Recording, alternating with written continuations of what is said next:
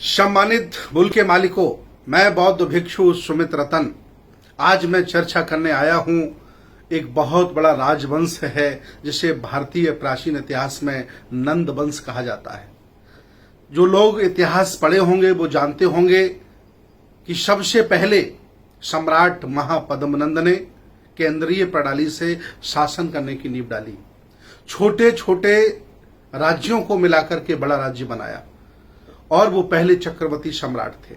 हालांकि वो कुलीन नहीं थे। इतिहास में कहा जाता है कि वो छोटी जाति के थे, नीच जाति के थे, अर्थात वो नाई समाज के थे। नाई, सैन, सविता, जिसे अलग अलग राज्यों में अलग अलग नाम से पुकारा जाता है, ये शासक जाति है। अखंड भारत को खंड भारत को अखंड करने में इनका बहुत बड़ा योगदान है। महापद्मनंद के बाद उग्रसेन आए, भूतराष्ट्र आए, राष्ट्रपाल आए, इसके बाद कैवर्त आए, अंत में घनानंद आए। ये लगभग 9 राजाओं का शासन है। इन्होंने बुद्ध की संस्कृति को आत्मसात करते हुए इस भारत देश पर शासन किया। आज मैं आह्वान करता हूं नंद वंश के सभी नाई, सैन, सविता, ठाकुर, जो अलग अलग नाम से जाने जाते हैं, मैं आप सभी लोगों से आह्वान करता हूं कि कभी आप इस देश के चक्रवर्ती सम्राट थे। इस देश को आपने संभाला और आज आखिर आपको क्या हो गया है कि आप पूरे देश में सामाजिक, राजनीतिक, धार्मिक, आर्थिक व्यवस्था में कहीं दिखाई नहीं देते हो।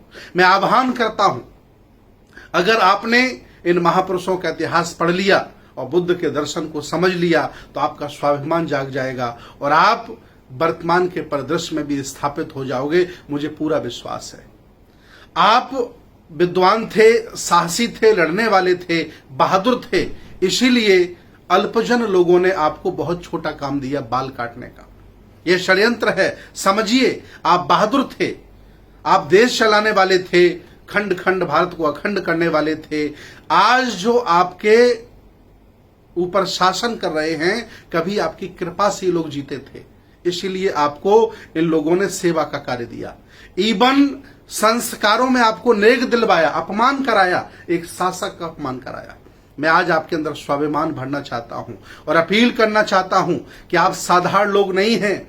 आप छोटे लोग, असहाय लोग, कमजोर लोग, कोई बाल काटने वाले नहीं हैं। आप खंड खंड भारत को अखंड करने वाले हैं। आप महापद्मनंद के खानदान के लोग हैं।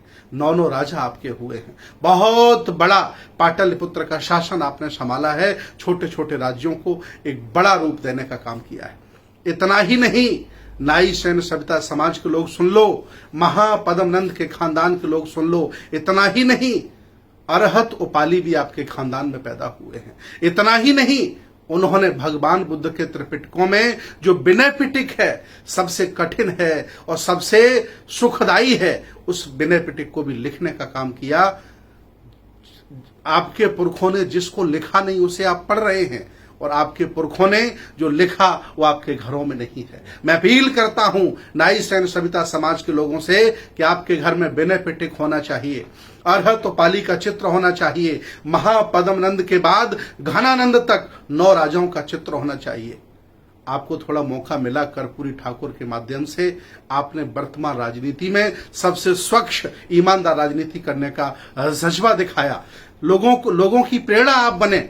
इसलिए मैं अपील करता हूं कि आप जब शासक थे उस समय बुद्ध की संस्कृति के आप वाहक थे, श्रमण परंपरा के आप चलाने वाले थे।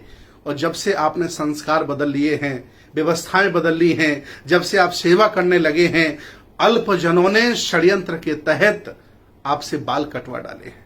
मैं चाहता हूं कि आप देश को चलाने लायक हैं, आप शासक हैं, आप शासक लोग हैं। जागो और अपने स्वाभिमान को, सम्मान को इकट्ठा करो। और मैं अपील करता हूं, आह्वान करता हूं, एक बार फिर निकल करके आओ। मैं आपको शासक के रूप में देखना चाहता हूं। जब तक आप आगे नहीं आओगे, लोग पीछे आपको धकेलते रहेंगे। मैं अपील करता हूं पूरे देश के, पूरे भारत में रह रहे नाई, सैन, सविता, ठाकुर वंश समाज के लोगों से, जो महापद्मनंद के खानदान के लोग हैं, आए और बुद्ध की संस्कृति को संभालें, नेतृत्व करें। आपने इस भारत का नेतृत्व किया है।